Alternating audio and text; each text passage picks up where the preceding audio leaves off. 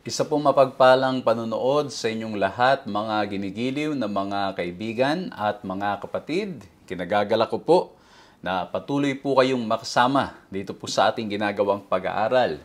By the way, if you were not able to join us last time, we are starting a new series, The God of Love and Justice. And I hope and pray na ito po ay nagiging kapakinabangan, nagiging pagpapala at blessing sa inyong lahat.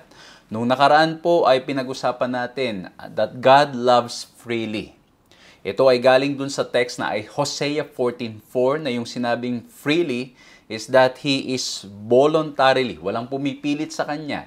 Minamahal niya tayo ng lubusan. And we will continue with that concept, with that idea dito po sa pag-uusapan natin ngayon. Kung na-miss nyo po yung pag-aaral, pwede nyo pong balikan, pwede nyo pong mapakinggang muli, pwede nyo pong bisitahin ang aming pong Facebook and YouTube page para po nang sa ganon ay maging pagpapalat blessing po sa inyo ito. I know it's still very early, so sa mga first time po na aming pong nakasama sa oras na ito, binabati ko pa rin po kayo ng isang maligayang bagong taon at sana po ay naging maayos, naging maganda ang pagsisimula ng ang panibagong taon sa atin. May mga kaibigan at mga kapatid tayo, nasa iba't ibang lugar, iba't ibang bansa, pero humaharap ng mga pagsubok ngayon. Please know that our prayers are with you. Ang prayers po namin ay aming pong patuloy na ino-offer para po sa inyo, sa inyong pamilya, sa inyong mga mahal sa buhay.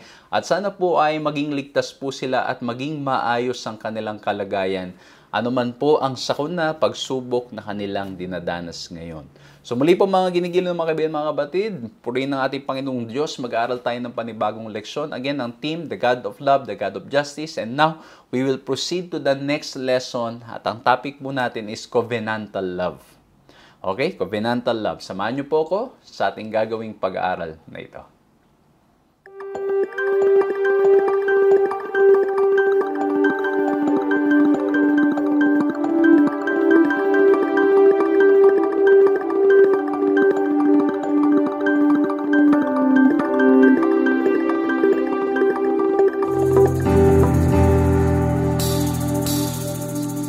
Ako po si Pastor John Alexis Mercado at patuloy po kayong sumusubaybay sa pag-aaral na pinagkakaloob po sa inyo ng 3 Points Ministries na napapanood din naman sa Hope Channel.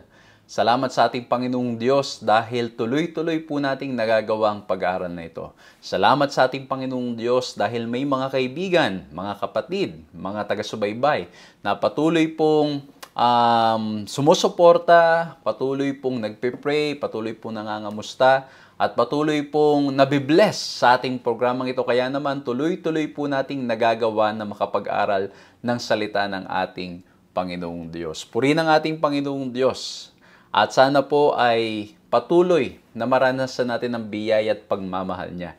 Gusto ko pong magpasalamat sa lahat ng mga kapatid, mga kaibigan, mga taga-subaybay.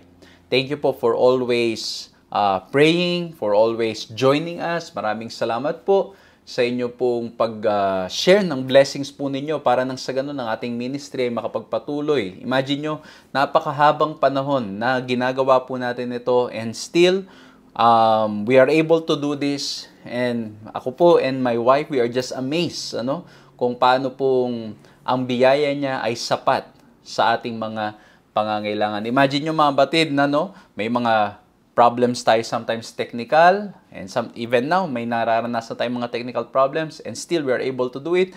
May mga problems tayo physically, nagkakasakit tayo yung lingkod, pero kahit na ganun pa man, ay tuloy-tuloy, binibigyan tayo ng lakas ng ating Panginoong Diyos. Nagpapakita lamang na ito ay kanyang gawain at ang kanyang kalooban ay patuloy na mangyayari at ang kalakasan na nanggagaling sa kanya ay patuloy niyang ipagkakaloob para lamang nang sa ganun magawa ang ating paglilingkod, magawa ang kanyang misyon. So muli po, maraming salamat po, and please continue to pray at meron po kaming ilang mga projects na gusto po pa pong gawin.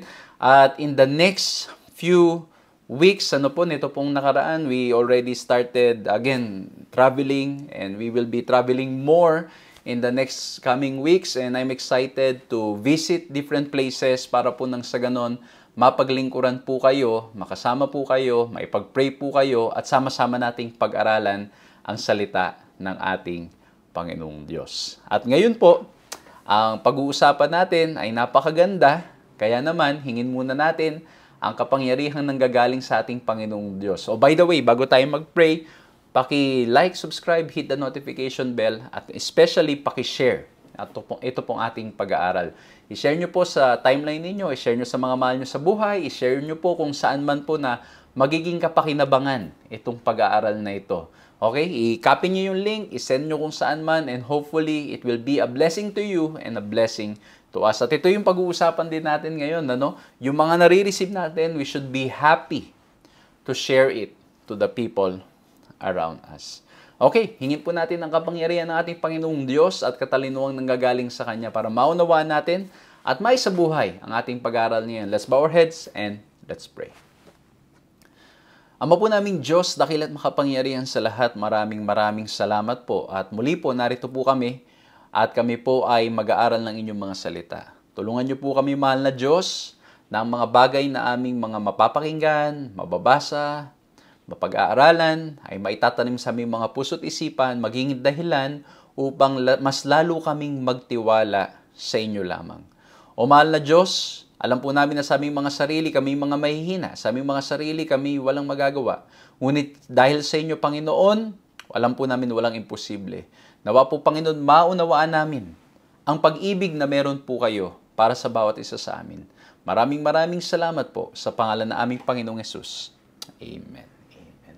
So muli po, isang maligayang panunood sa inyong lahat. Anong oras man na kayo ay nakakasama namin. We are happy and excited to start this wonderful study with all of you. Ang topic po natin is covenantal love. We will talk about this more as we study, as we look at the concept of covenant at yung love ng ating Panginoong Diyos. Titingnan natin kung paanong sila yung nagtutugma. Is there any, sometimes kasi may ilang mga nako-confuse, about the character of God, na He's a loving God. Okay? Na kumbaga, He loves us so much na kahit maling-mali na yung ginagawa natin, He will still save us. Okay? Pero tatandaan ninyo, meron kasing free choice. Of course, the Lord will save us in a sense that He wants us to be saved. But at the end of the day, the Lord will not force His love sa atin. Okay? So pag-uusapan po natin yan more and more as we continue. Kaya nga po, sabi sa John 14:23, pansinin niyo mabuti ito. Jesus answered and said to him, "If anyone loves me, he will keep my word. And my Father will love him, and we will come to him and make our home with him." Malinaw na malinaw. If anyone loves me, he will keep my word. Susunod. Okay? Susunod kapag tayo ay nagmamahal sa ating Panginoong Diyos. Hindi mawawala ang pagsunod. Kasi bakit po? Malinaw yan. Kapag mahal mo, ay gagawin mo yung nais nung minamahal mo. Pag mahal mo, susundin mo yung kanyang mga sinasabi, susundin mo yung mga bagay na kanyang pinapagawa sa atin. Kasi bakit? The very nature of God is love. And so whatever He is asking us to do, it is in reality for our good. Kaya, pag mahal natin ang ating Panginoong Diyos, susunod tayo. And I will discuss more of that dun po sa last point ng ating pag-aaral. Because as usual, I have summarized our study sa 3 points. Nanawa po, maging madaling paraan para maalala, maging madaling paraan para ma-share natin sa mga kaibigan, mga kapatid, mga kapitbahay o kahit sino pa man, maging madaling paraan para ma-internalize po natin itong magandang leksyon natin. And I'm going to say it again. Kung meron po kayong ibang matututunang leksyon, then praise the Lord. You can share your reflections because what I'm going to share with you are my personal reflections in reading this lesson. Kung meron po kayo ibang mapupulot, nanonood kayo sa amin sa social media, paki-comment nyo po dyan and hopefully it will be a blessing to a lot of people.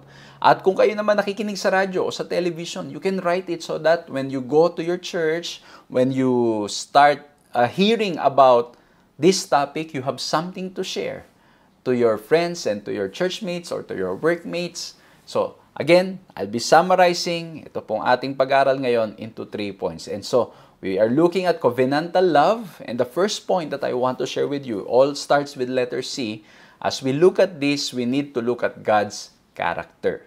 Okay? And I think, dun pa lang sa God's character, I think you know where I'm going. Okay? Because ang topic natin, God of love and God of justice. Very clearly from the Bible that God is love. The very nature of God is love. We established that last week. Okay? Again, kung di nyo po napanood, pakibalikan po ninyo. Malinaw pong sinasabi at dun sa pinag-aaralan natin ng ating Panginoong Diyos, He did not create us so that He will feel more important, so that He will be more valued. No. He created us so He can enter into a relationship with us, so He can share His love. He's overflowing with love and He wants to share it to His creation. Okay? It's not the other way around. Na madalas, ang nangyayari sa human nature, sa human perspective, kaya natin ginagawang isang bagay, kaya natin binibili ang isang bagay, para nang sa ganun, maramdaman natin mas importante tayo, maramdaman natin na mas mahalaga tayo, mas mahalin tayo. No. In God's concept, He created it, He created us, He created the world, para nang sa ganun, maibahagi niya yung pag-ibig niya sa bawat isa sa atin. And so, when we look at God's character, it's all about love. Ngayon, meron tayong gustong isolve na ilang mga topics o ilang ideas na most of the time, it is being said that the term agape is the only term that is used for God's love. Pero mapapansin po natin sa pag-aaralan natin ngayon that there are also other terms in Greek na yung word na love, sometimes so yan ang difficulty natin sa English Bible. Kasi nakalagay lang po is love. But in Greek, there are different words for love na may iba't ibang mga meaning. Ngayon, may mga ilan nagsasabi na it's only agape, unconditional love, that can be used for the love of the Father, for the love of God. But we will see that there are statements from Jesus Christ na gumamit siya ng ibang terminology aside from agape. So, ito po, yung gusto nating ialisin na myth, okay, na maling pagkakaunawa about God's love is this one. Number one, the Greek term agape refers not only to God's love, but also to human love. And even sometimes misdirected human love in 2 Timothy 4:10. Kumbaga, it's an unconditional love pero mali na, hindi na guided, hindi na tama, hindi na based on the compass, the moral compass that the Lord has given us. But again, the more we study the Bible, we realize that it's not only agape na ginagamit para sabihin yung pag-ibig ng ating Panginoong Diyos. And sometimes yung agape is also being used for human love. Okay? Ano yung second? All throughout the scriptures, many terms other than agape refer to God's love. At ang isang example dyan can be found in John 16 verse 27. Anong sabi doon? The Father Himself loves you because you have loved me. Yung word po na love dyan came from the Greek word phileo. Phileo. Okay? So, ito ay madalas ginagamit for brotherly love. So, the Father Himself loves you. Okay? Because you have loved me. Okay? So, mapapansin po natin dito mga kaibigan, mga kapatid, that even these other terminologies are being used to describe the love of God. Okay? Kaya, naalala nyo yung last time, the term na tanong ni Jesus Christ kay Peter, agape o agapao, do you love me? At ang sabi ni Peter, I love you, phileo. And then again mga kapatid, sinabi natin na it's possible that Peter is using the term to express or to describe his love for the Lord. Kasi bakit? He might have felt that in reality, hindi siya ganun ka-unconditional. Kasi bakit? Nung time na ng trials and problems, he was running away. He was denying Jesus Christ. Okay? Pero now, we are also learning that other terms than agape is being used para nang sa ganon, ma-describe ang pag-ibig ng Diyos para sa bawat isa sa atin. And for me, this only shows that words are not enough to describe how much the Lord loves us. Words are not enough. You can use as many other words to describe the love of God. But it will not be enough para nang sa ganun, ma-describe at maipaliwanag natin kung ano ang pag-ibig ng ating Panginoong Diyos. Parang minsan po pa nagtatanong yung aking mga anak. Sometimes, hindi ko pa alam kung doon po sa may mga anak na. Ang hirap minsan ipaliwanag. Pag may mga tanong sila, Daddy, ano ba yung ganito? Ano ba yung ganyan? Sometimes, sobrang hirap ipaliwanag, mga kaibigan, mga kapatid. Alam mo yun, tas para maintindihan nila sa human language nila, sometimes gagamit ka ng, alam mo yun, yung laruan, yung ganito. Gagamit ka ng mga terms na iniisip mong mababa at yung naiintindihan nila, para nang sa ganun ipaliwanag mo. But in reality, you're talking about a bigger concept. Halimbawa, pagdating sa computer, okay? Yung mga terminologies dyan sa programming and all of that. O kaya naman mga scientific names, di ba? So, sometimes, gusto mo ipaliwanag using those terms, but it's so hard, so you will use a lower term just to describe, para maunawaan nila. But yung words na ginagamit mo, you know that it's not enough to fully explain what you want to explain, but you are just trying to let them understand kung ano yung concept. Give them a glimpse of understanding doon sa bagay na yun.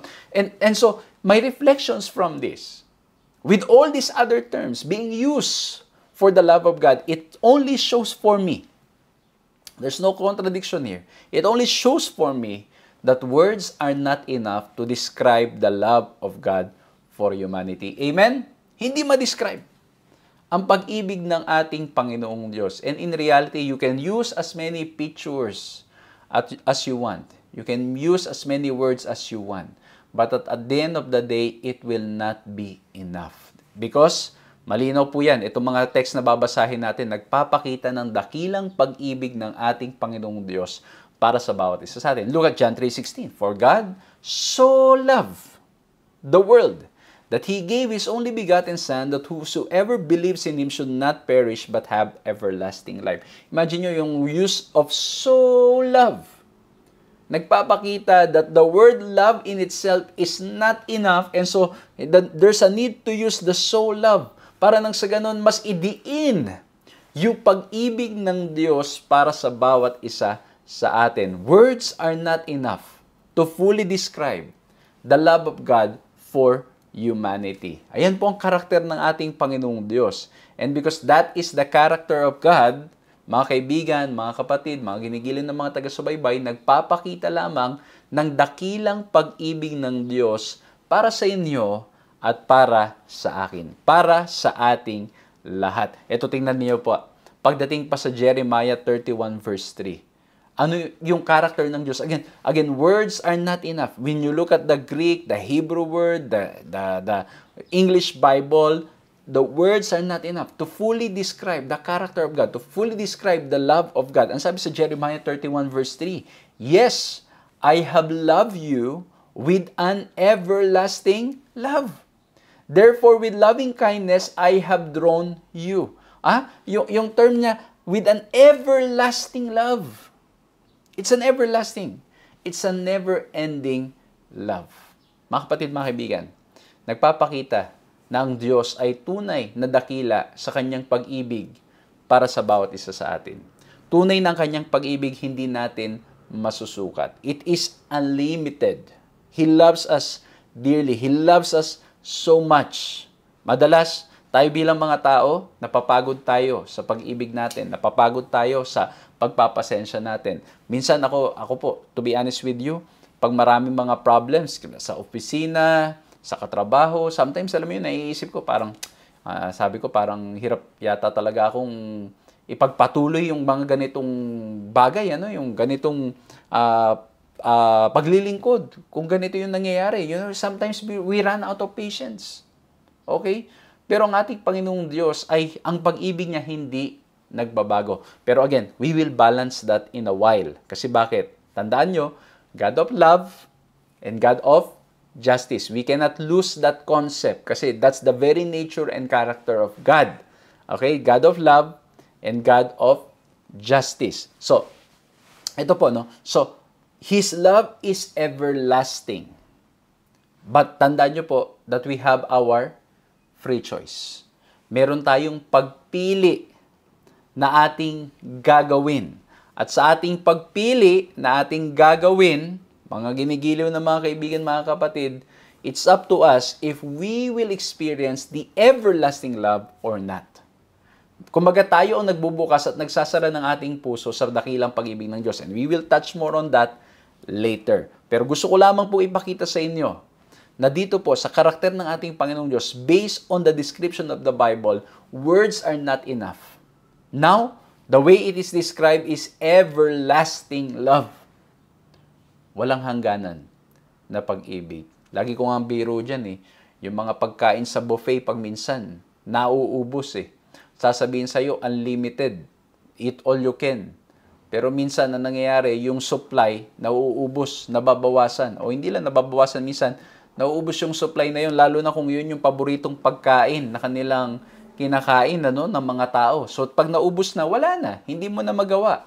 Hindi mo na maipagpatuloy. Hindi mo na, kumbaga, it's not everlasting. But the love of God is everlasting. Ano pa ang sabi sa Romans 5:8? Ang sabi po sa Romans 5:8, God demonstrates His own love toward us in that while we were still sinners, Christ died for us. Again, makikita nyo po, ang dakilang pag-ibig ng ating Panginoong Diyos. While we were still sinners, hindi pa tayo nagbabago, mahal na tayo ng ating Panginoong Diyos. Wala pa tayong ginagawang pagbabago sa ating mga sarili. Hindi pa tayo lumalakad nang ayon sa kanyang kagustuhan at kalooban, and yet He loves us so dearly automatically. Kumbaga, He loves us so much right away. Ito po mga kaibigan, mga kapatid, is something that we need to understand. It's something that needs to be clear to all of us bilang mga mananampalataya. Na minsan kasi sa atin, ang nangyayari po bilang mga tao, bago natin mahalin yung ating kapwa, ang nangyayari, kailangan magbago muna sila. Kumbaga parang ganito, para masabi kong mahal kita, o para mahalin kita, kailangan ito munang gawin mo. Kailangan magbago ka muna. Pero pag hindi ka nagbago, hindi kita mahal. Okay? Hindi kita, kumbaga, hindi kita papansinin, hindi ka valuable sa akin. Okay? Ganun yung concept ng tao. Pero ang concept ng Diyos, hindi pa tayo nagbabago, wala pa tayong ginagawa, mahal na niya tayo. That's why He loves everybody.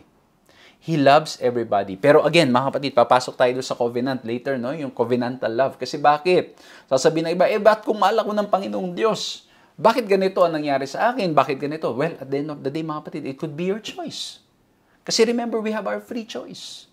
Or pwede na sabihin ng iba, bakit hindi ko nararamdaman ang pag-ibig ng Diyos? Because you did not open your heart fully to the love of God. That's why you are not able to experience the love of God in its fullness. Okay? So pag-uusapan natin yan more. But nothing changes. Nang pag-ibig ng Diyos, it's for everybody. Mahal tayo ng ating Panginoong Diyos. And that is His very character. He's a God of love.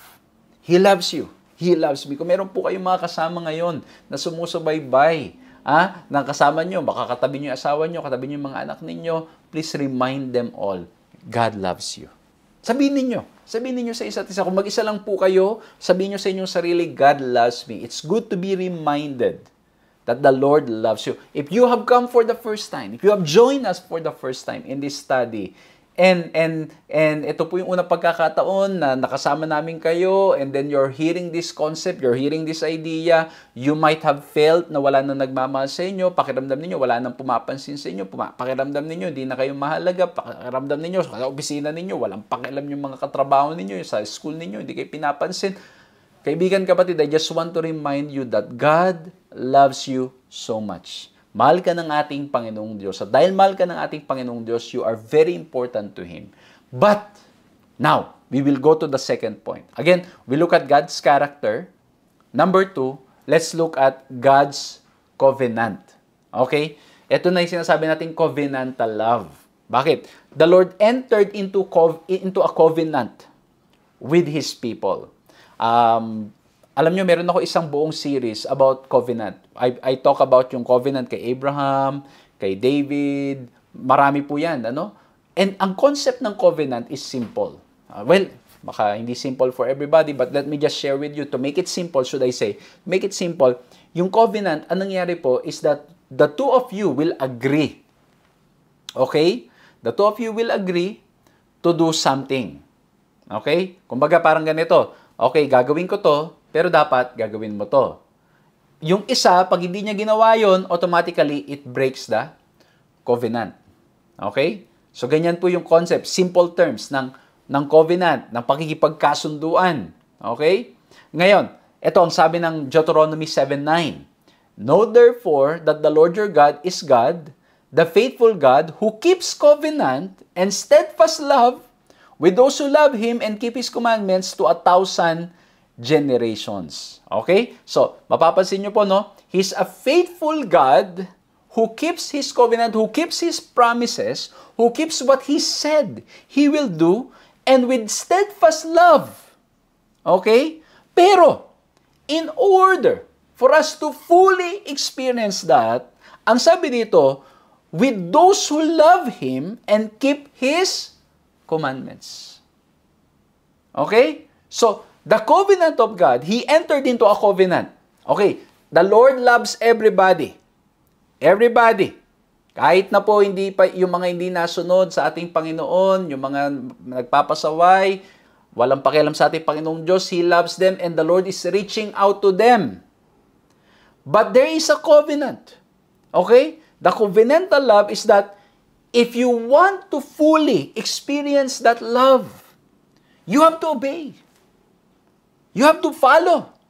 Kasi parang ganito lang po yan. Ang ilustrasyon ko po dyan. Kumbaga, the Lord is saving you from drowning, from fire, from kagutuman, or kahit ano. And the Lord is saying, come out. And you won't come out. Tapos nandun ka, nag-stay ka lang doon. Kung saan ikaw ay naghihirap at dumaranas ng mga pagsubok at problema, well, hindi ko sinasabing hindi mawawala ang problema. May mga problema pa rin. But it's going to be different when you have the Lord. Pero nangyari po, the Lord is reaching out to you and telling you, come out, don't do that. Come near to me. And yet you won't obey. You won't follow. Anong mangyayari? Kahit mahal ka ng ating Panginoong Diyos, you and I have made the decision not to go where He wants us to go. So ang ending, mga kapatid, we will not experience the fullness of His love. Kaya nga yung 10 Commandments eh. Di ba? You shall have no other gods before me. Why? The intention is for us to be happy. The intention is for us to be good, para maging masaya tayo. Because the Lord knows that any other gods will bring harm. Mapapahamak lamang tayo. So, it's a covenant. But in order to experience the fullness of His love, we need to obey. We need to we need to obey and we need to do our part dun sa covenant. Kaya po naalala nyo, nung ibinigay yung sa 10 Commandments, di ba? Sinabi ng mga tao, this is what we will do. Ito ang gagawin namin. At every time na hindi nila gagawin yon, automatically from the human perspective, the covenant is broken. But God in His love is faithful. He keeps on reaching out to His people. He keeps on loving them. He keeps on reaching out to them so they can experience the fullness of love. Most of the time, we are the ones na naglalagay sa ating mga sarili palayo sa pag-ibig ng ating Panginoong Diyos. Let me repeat that, kaibigan, kapatid. Tayo ang naglalayo ng ating mga sarili para hindi natin maranasan ang pag-ibig ng ating Panginoong Diyos sa ating mga buhay. Pero ito, papasok na naman yung ideya natin dito, yung concept natin. Na ano po yun? Na ang pagsunod natin sa kautusan ay bunga ng dakilang pag-ibig ng ating Panginoong Diyos para sa bawat isa sa atin. Ulitin ko po, no? Ang pag-ibig ng ating Panginoong Diyos ay bunga, o ang pag-ibig natin, o ang pagsunod natin ay bunga dahil naranasan natin ang pag-ibig ng ating Panginoong Diyos sa bawat isa sa atin. Okay? So, at alam nyo po, dito po sa pinag-aaralan natin, ay meron pong term dito, yung steadfast love, o yung loving kindness. Ito po ay galing sa Hebrew word na kesed, ano? Kesed or kesed. At ang nangyari po ay maganda yung pagkapaliwanag at maganda yung ibig sabihin ng word na ito. Okay? Gusto ko pong basahin natin, no? It is often used to describe the greatness of God's mercy, goodness, and love.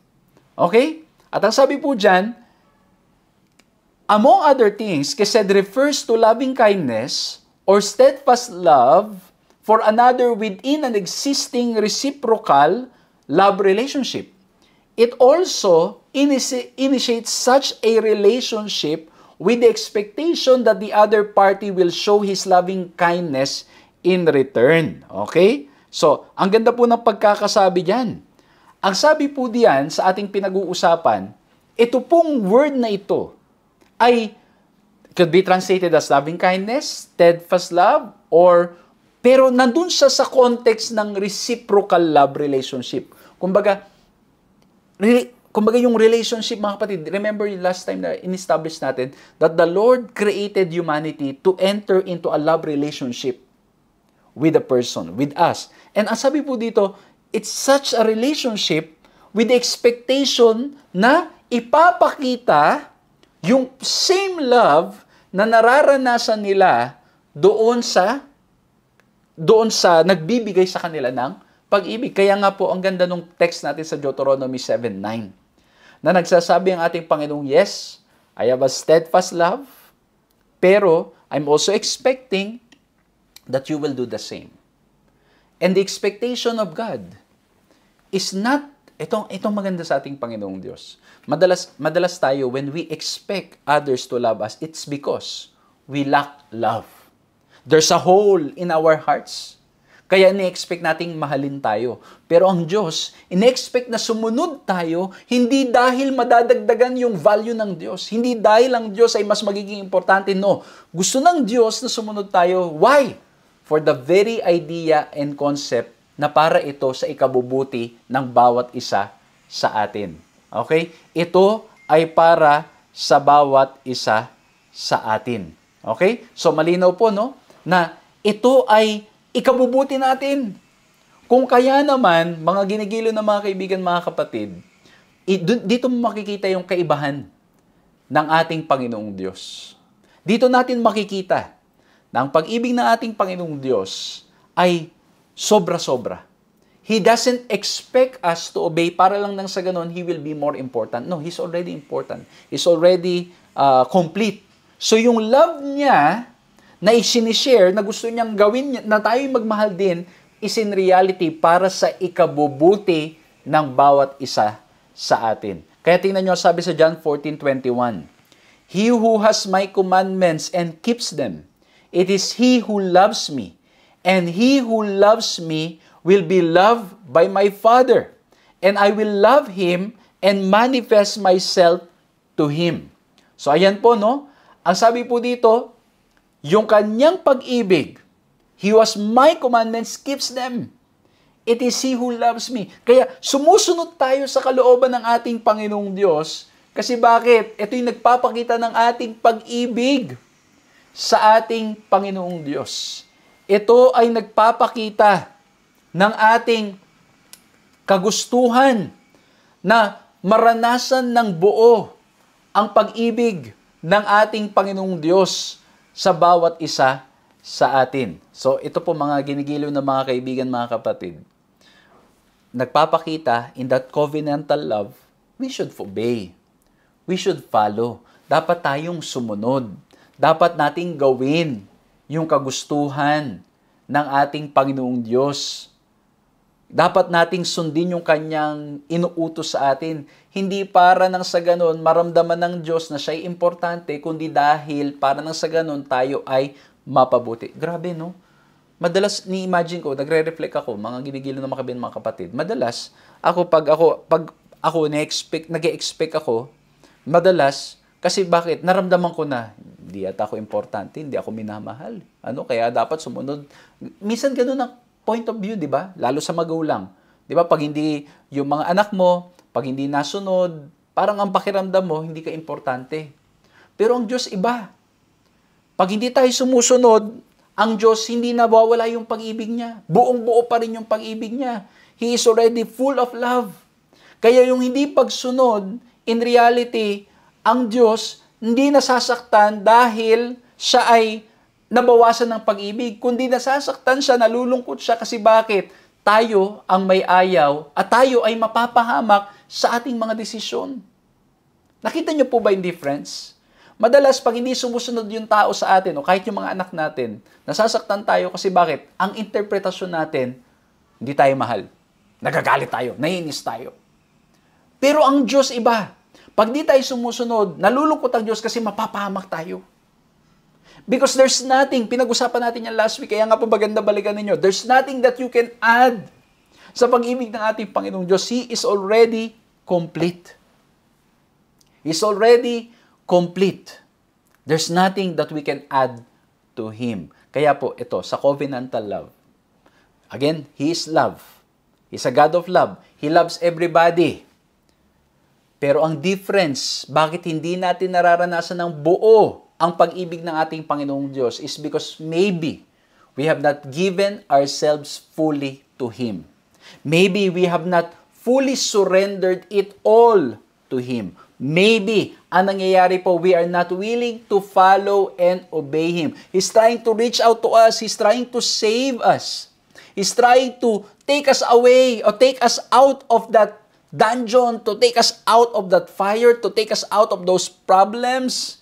And yet, we do not want to obey. Nagbibigay na ng warning signs ang ating Panginoong Diyos, huwag mong gagawin yan. Para ikaw ay mapabuti. Alam niyo mga kapatid, dito ko mas naiintindihan. Bilang isang magulang, kaya ka nagbabawal sa iyong anak. Hindi para sila ay mapahamak, kundi para sila ay mapabuti. Okay? Pero yun lang, ang pag-ibig ng isang magulang, hindi pa rin sapat para maipaliwanag ang pag-ibig ng Diyos. Kasi bakit? Yung pag-ibig minsan ng magulang, minsan ay nababahiran ng interpretasyon na pangsarili. Anong ibig po sabihin sa pangsarili? Bago po, baka po may mag-react dyan. Yung pangsarili na, yun nga yung sinasabi ko na, pag hindi sumunod, minsan nagagalit tayo kasi bakit? Ang iniisip natin, hindi tayo pinahalagahan bilang mga magulang. Iniisip natin, tayo ay hindi ganun ka-importante. Okay? Pero ang Diyos walang ganung kaisipan. Ang kaisipan ng Diyos, tuwing tayo hindi sumusunod, tayo ay mapapahamak. Tayo ay madidisgrasya. Tayo ay hindi maliligtas. Tanging ang iniisip ng ating Panginoong Diyos ay para sa ikabubuti ng bawat isa sa atin. Kaya mga ginigil ng mga kaibigan, mga kapatid, in this covenantal love, the Lord is asking us, or the Lord is showing us, through the text that we are reading, the importance of obedience. The importance of keeping our part of the covenant. Na tayo sumunod sa kanyang kalooban kasi bakit ito po ang kanyang kagusto. Tingnan niyo po ang sabi dito. Enjoying the benefits of a love relationship with God is repeatedly depicted as conditional upon the human response to His love. Okay? So, mararanasan mo ng buo ang pag-ibig ng Diyos if you will respond, if you will give your heart to Him. Oh, teka lang. E di ibig sabihin, hindi unconditional love ang Diyos. Bakit ganon? Kaibigan, unconditional pa rin ang pag-ibig niya. Kasi remember, He loves everybody. Mahal niya tayong lahat. Maging yung mga walang pakialam sa Diyos, mahal niya.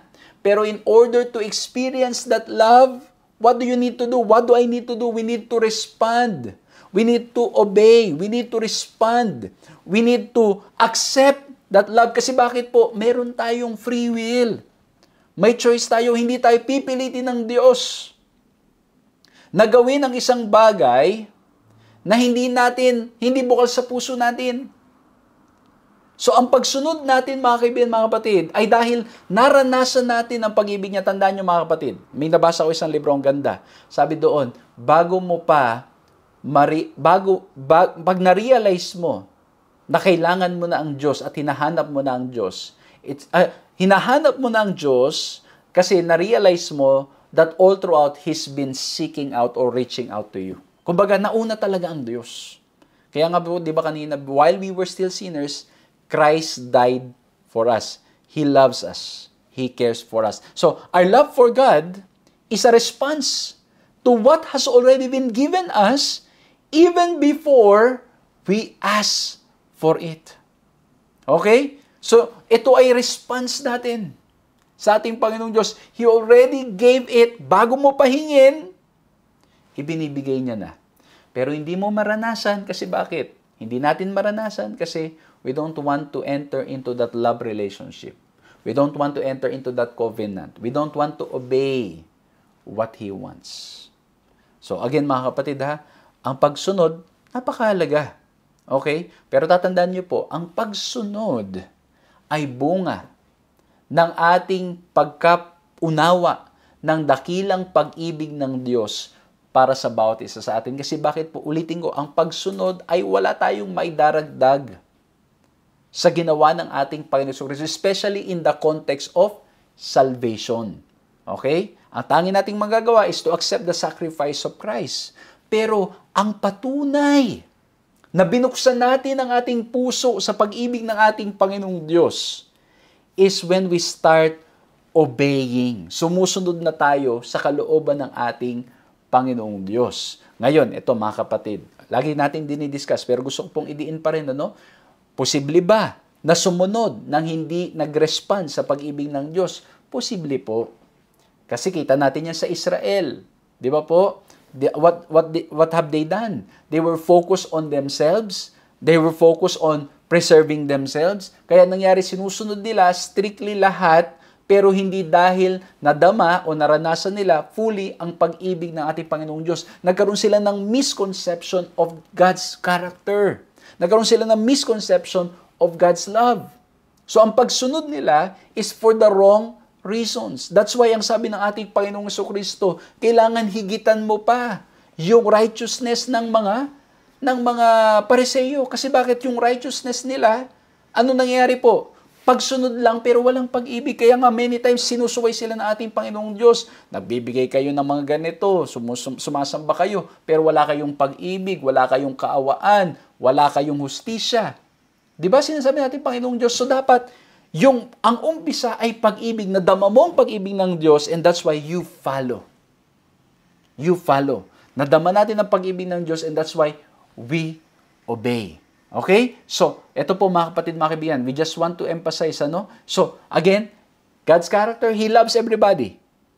But in order to experience that love, we need to do our part of the covenant. We follow. We obey. As a response to His love for us. Amen? So, in order to fully experience, kung hindi nyo po nararamdaman fully ang pag-ibig ng ating Panginoong Diyos, again mga kapatid, we need to pray to the Lord. Lord, reveal my heart. Buksan niyo po ang aking puso. Ipakita niyo po ang motibo ko. Bakit ko po ginagawang paglilingkod ko? Bakit po ako nagpo-post ng mga bagay about sa inyong mga salita? Bakit po ako naglilingkod sa inyo? Bakit ko po ginagawa itong mga bagay nito? Kasi kung ginagawa lang natin yan, para nang sa ganon, because of yung benepisyo, because of power, to stay in position, para masabing ikaw ay sikat, binagawa mo lang para nang sa ganon ay ma-appreciate ka ng tao, mga kapatid, it will not last. But if you're doing it because of the love of God, praise the Lord. So we need to ask the Lord to reveal our hearts. What's the purpose? What's the motive of our service? What's the motive? What's our heart's desire? At ang Diyos lamang ang makapaglalabas kung ano ang nilalaman ng ating mga puso. Now, I will go to the last point. Although I've touched some of it already dito sa God's covenant. Number 1, we look at God's character. Number 2, God's covenant. And number 3, God's command. The command of God, of course, for us is to obey Him. Look at John 15:14. You are my friends if you do whatever I command you. Okay? Kasi tandaan nyo mga kapatid, in the context of God's love, whatever the Lord asks us to do, it's because He loves us. Sa isang matinong magulang, wala siyang ipapagawa sa kanyang anak na ikapapahamak ng kanyang anak. Walang matinong magulang na magsasabi sa anak niya, anak, tumalong ka sa apoy. Alam mo, walang matinong magulang na parurusahan at pahihirapan ang kanyang anak. Para lang nang sa ganun ay for the sake na mapahirapan ng anak. No. Ang pagbabawal ng isang magulang, ng matinong magulang, ay para mapabuti ang kanyang anak. Alam niyo, nung one time, yan yung sometimes yung natutorn ng isang magulang. Ako po, yung anak ko, merong pinag-iipunan. Pinag-iipunan siya. sabi ko sa akin sarili, I can just give that to him. You know, I can save some and help him get that. But at the same time, pag ibibigay ko naman, baka naman ang mangyari ay matuto na lang na hindi na mag-ipon at alam mo yun, yung gawin niya na lang yung kanyang gusto. At lagi niya maisip na lahat ay pwedeng ibigay sa kanya. So bilang magulang, I'm torn. Sabi ko, kailangan turuan ng disiplina, but at the same time, kailangan din turuan, mapakita mo na you want to give. So, kaya, ang point mga kapatid, ang ating Panginoong Diyos, He is so loving that whatever He commands us to do, He makes no mistake. It is for our good. And that's why He commands us to obey, to do what He wants us to do. At yan ay para sa ikabubuti natin. Ito, patingnan nyo, John 15:12. This is my commandment that you love one another as I have loved you. Ito maganda. Sa John 15:14, yung you are my friends if you do whatever I command you. If you look at the context, yung verse 12, 2 verses before the verse 14, this is my commandment that you love one another as I have loved you. Those who have opened their hearts to God, those who have felt or experience the love of God, ang mangyari po, they will be so full of love and at the same time, katulad ng ating Panginoong Diyos, they want to share that love to the people around them. It will be the automatic response, automatic na mangyayari sa atin na gusto nating ramdam din yung pag-ibig ng Diyos na naranasan natin sa Kanya, maiparamdam natin sa ating kapwa. Kaya sabi pa sa Luke 7:47, therefore I tell you, her sins which are many are forgiven, for she loves much, but he who is forgiven little, loves little. Once we have experienced, once we have understood that we are great sinners, that there's nothing that we can do, para nang sa ganon ay maligtas ang ating mga sarili, that we have fallen short, that we are the reason of the death of Jesus Christ on the cross. Once we have understood that, we will love much. Pero hanggat di daw po natin naiintindihan o di natin nauunawaan na tayo yung mga makasalanan na pinatawad at ang naging dahilan ng pagkapako ni Kristo sa krus ay dahil sa atin, hanggat di natin nauunawaan ito, we will be selfish. We will love only little. Maliit lang ang magagawa nating pag-ibig sa ating kapwa. Hindi natin magagawang magsakripisyo. Lagi na lang tayo magrereklamo. Lagi na lang tayo maghahanap ng mali. Lagi na lang, ito mga kapatid, minsan di ba, kahit sa gawain, puro reklamo. Hindi tayo makapagsakripisyo. Kasi bakit? He who loves little might have been felt that what he has done is so little. And so yung forgiveness niya is just little. But those who have full experience, yung pag-ibig ng ating Panginoong Diyos at nadama natin na tayo yung mga makasalanang lubusan at walang ibang paraan para tayong mangaligtas kundi sa ating Panginoon Jesucristo, yun ang magmamahal ng sobra. Kaya gusto kong tapusin dito sa parable na ito. Sa Matthew 18:23 patuloy, yung parable of the unforgiving servant. Let's read the context in verse 23 and 24. Therefore, the kingdom of heaven may be compared to a king who wished to settle accounts with his servants. When he began to settle, one was brought to him who owed him 10,000 talents. At alam nyo ba mga kaibigan, mga kapatid, ang katumbas ng 10,000 talents, kung ang isang regular na trabahador will only earn 1 denarii in 1 day, which means meron lang siya, let's say he will work for 300 days in a year. Okay? It means he will only have 300 denarii in 1 year for an average worker. In order to earn 10,000 talents, an average laborer would have to work 200,000 years. Kaya itong kwentong ito, nagpapakita na in reality, yung kapatawaran o yung pagbabayad nitong servant na may utang na 10,000 talents, it cannot be repaid. It's impossible. Kahit na sabihin mo pang mag-double work pa siya, it will take 100,000 years bago niya mabayaran yung 10,000 talents. It's impossible for an average laborer para mabayaran. And same as true with our situation. It's impossible for us to repay what God has done for us. It's impossible for us to save ourselves. And so, what happened in the story? The master, when the servant asked for forgiveness, the master had pity on him. And the master forgave him. Imagine, pinatawad ang 10,000 talents na utang. Ganun katindi ang pag-ibig ng Diyos. At ganun ang sitwasyon natin. We cannot save ourselves. Ang tanging paraan ay patawarin tayo, tanggapin natin ang kapatawaran ng ating Panginoon Jesucristo. Pero itong matinding nangyari. Nung siya'y naglalakad na pauwi, imagine nyo, ang utang niya ay 10,000 talents, katumbas ng 200,000 years ng trabaho. At ang nangyari, when he went out in verse 28, but when that same servant went out, he found one of his fellow servants who owed him 100 denarii.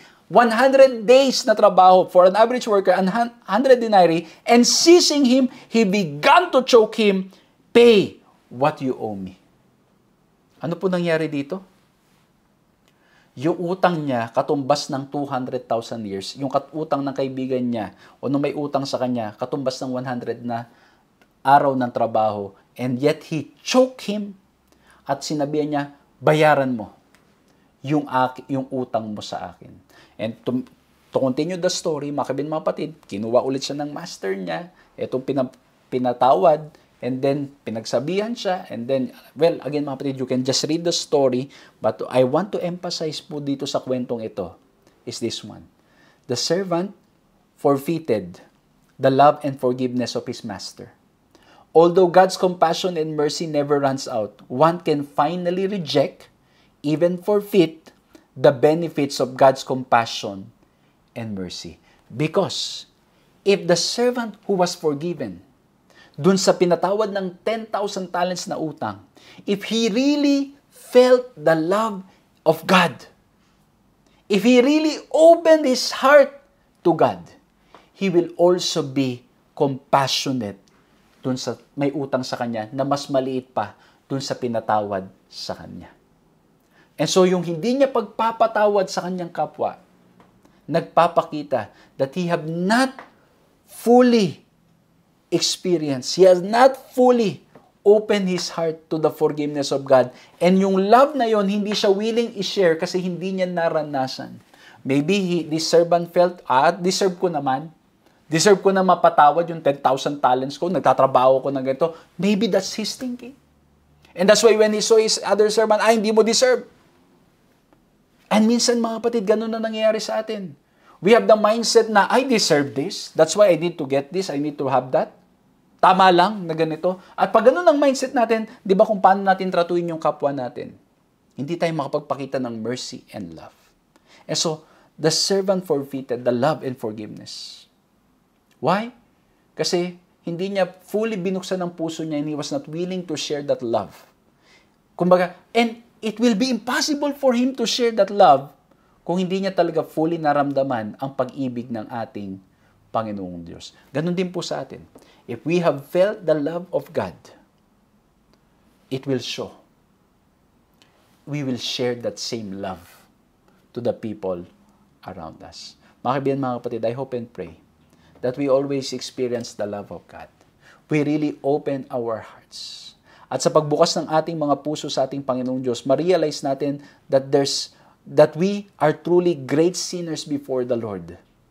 Hindi tayo karapat-dapat, and yet the Lord loves us, and may that be an inspiration para nang sa ganon, mahalin din natin ang mga tao sa ating paligid. Na maging bukas ang ating puso para nang sa ganon, maging maunawain at mapagmahal tayo sa ating kapwa. Again mga kapatid, this topic will continue to develop and grow.